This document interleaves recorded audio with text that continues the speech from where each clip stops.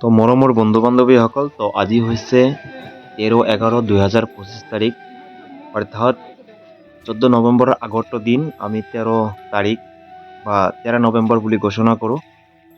এই দিনটোত আমাৰ বিদ্যালয় অসম জাতীয় বিদ্যালয় টেফুলপাৰাত বিশেষ এটা আলোচনা হৈ আছে। আমাৰ প্ৰিন্সিপাল ছাৰে বহুত এটা মূল্যৱান বক্তব্য দি আছে ইংলিছ দি, কাৰণ কালি আমাৰ চিলড্ৰেন ডে উদযাপন কৰা হব আমাৰ বিদ্যালয় অসম জাতীয় বিদ্যালয় টেফুলপাৰাত।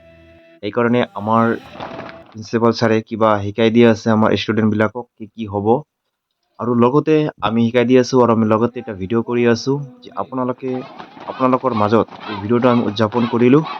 চাওক বন্ধুসকল, আমাৰ বিদ্যালয়ৰ যিবিলাক ল'ৰা ছোৱালীয়ে, ইমান সৰু সৰু ল'ৰা ছোৱালী, কাৰণ আমাৰ বিদ্যালয় হৈছে আপোনাৰ অংকুৰৰ পৰা ক্লাছ 7লৈকে, আমাৰ ডাঙৰ ডাঙৰ ল'ৰা ছোৱালী নাই, কাৰণ বিদ্যালয়খন অহা 2023 চনৰ পৰা ষ্টাৰ্ট কৰা হৈছে বা 24 চনৰ পৰা ষ্টাৰ্ট কৰা হৈছে। মই ইমান নাজানো, কাৰণ মই এই বছৰত স্কুলত জইন কৰিছোঁ।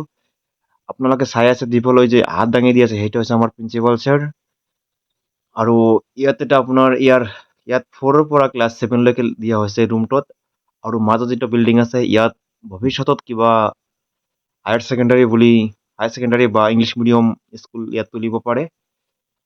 আৰু আমাৰ স্কুলত বেলেগ স্কুলতকৈ ভাল বহুত ফেচিলিটি আছে, আপোনালোকে চাব পাৰে বহুত ফেচিলিটি আছে, কাৰণ এক বছৰৰ ভিতৰতে আমাৰ এই স্কুলতে বহুত ব্যৱস্থা কৰিছে, কাৰণ ফেনৰ ব্যৱস্থা কৰিছে, আৰু যিবিলাক ৰুম আছে এইবিলাক ৰুম আপুনি চাব পাৰে যে বেলেগ স্কুলতকৈ বেলেগ আছে।